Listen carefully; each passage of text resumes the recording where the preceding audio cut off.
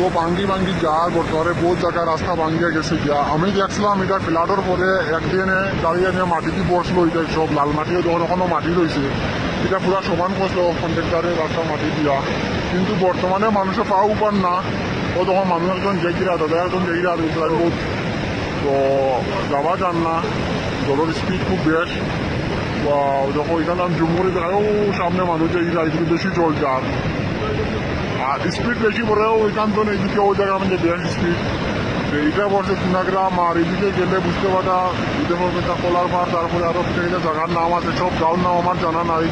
তো আপনারা বুঝতে পারবা যে কুনাগ্রাম তো এদিকে জল নামে কোন কোন গাঁও ডুবিব, তো গাঁও ডুবার খুব চান্স আছে। আর বর্তমানে আমি যেরকম শালচাওড়া যাইমু, শালচাওড়া দিকে গেলে দেখবো যে আমরা তাফাংবিল বা এদিকের বিলের কীরকম অবস্থা, যার কীরকম জল যার যাওয়ার পরে মানুষের মানে স্পিডে বুঝতে পারবো যে মানুষের বাড়িঘর ডুবার চান্স আছে না নাই। তো ভয়ঙ্কর রূপ ধারণ করেছে। বক্তি হাওয়ার থেকে উত্তরে গ্রামগুলি আজ জলের তলায় নিয়ে যাচ্ছে মোহনপুর আলগাপুর রাস্তার একাংশ।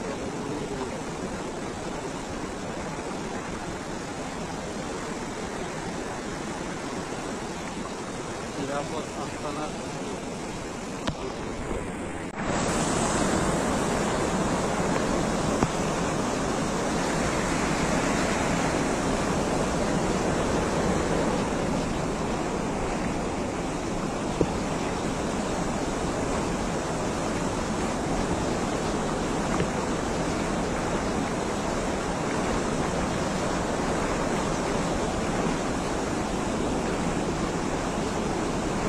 মোহনপুর হইতে আলগাপুর পর্যন্ত রাস্তার 1 কিলোমিটার অংশে বন্যার জলে প্লাবিত, যোগাযোগ বিচ্ছিন্ন হয়ে গেছে। এখান থেকে মোহনপুর হইতে চালকাপাড়া রাস্তা দিয়ে জল প্রবাহিত।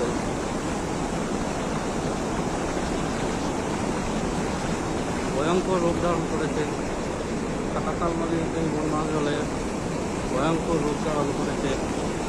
বক্তি হাওয়া থেকে উত্তরে গ্রামগুলি আজ জলের তলায়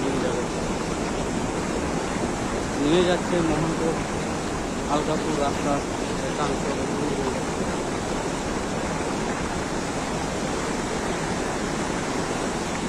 নিরাপদ আস্তানার